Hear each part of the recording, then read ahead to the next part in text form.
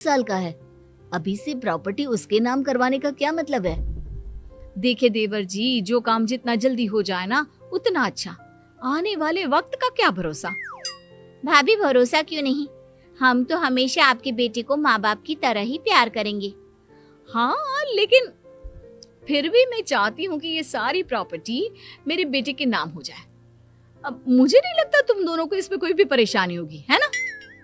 भाभी वैसे तो आप जो कह रही हैं वो बहुत जल्दबाजी है, लेकिन फिर भी अगर आपको ऐसा लगता है तो ठीक है, कल ही प्रॉपर्टी के पेपर बनवा लीजिए, मैं और माया उस पर साइन कर देंगे।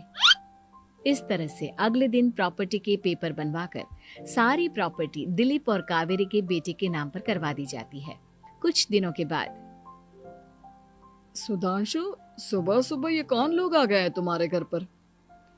भैया वो ऊपर वाला कमरा खाली पड़ा था ना, सोच रहा था किराएदार रख देता हूँ।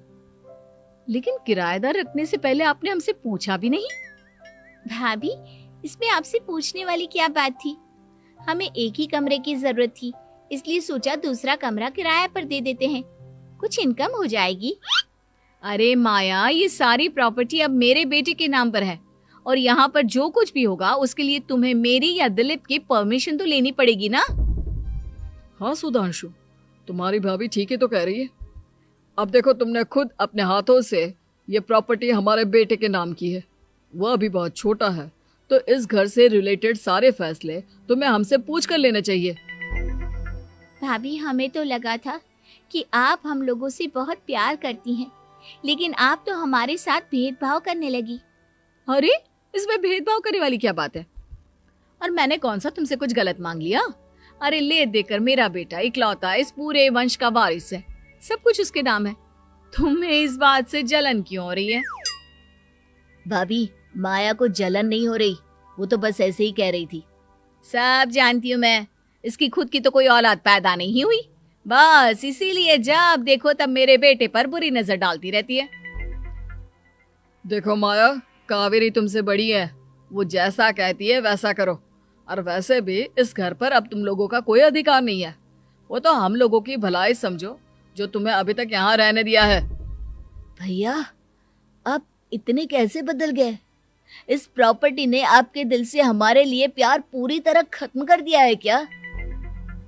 इसी तरह वक्त बीतता जाता है और देखते देखते दिलीप और कावेरी का बेटा प्रणव 25 साल का हो जाता है और उसकी नौकरी लग जाती है। पापा, आज मेरा अपॉइंटमेंट लेटर आ गया है, मैंने सिंगापुर में जॉब ज्वाइन कर ली है। लेकिन प्रणव, विदेश में नौकरी करने जाने से पहले तुम्हें कम से कम अपने मम्मी पापा से एक बार पूछना चाहिए था ना। इसमें पूछने वाली क्या बात है माँ? मैं सिंगापुर जाकर जॉब करना चाहता हूँ तो करना चाहता हूँ। देखो प्रणव, हमने तुम्हारे लिए इतनी सारी प्रॉपर्टी यहाँ पर रखी हुई है, उन सब का क्या होगा? यहाँ रहो, बिजनेस करो।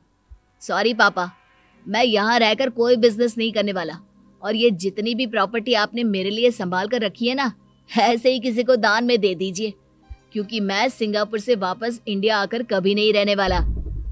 दिमाग खराब हो गया है तेरा? जानता नहीं, तेरी वजह से हमने तेरे चाचा चाची से लड़ाई करके पूरा घर तेरे नाम करवा दिया था। हाँ, तो ऐसा करने से पहले आपको सोचना चाहिए था ना।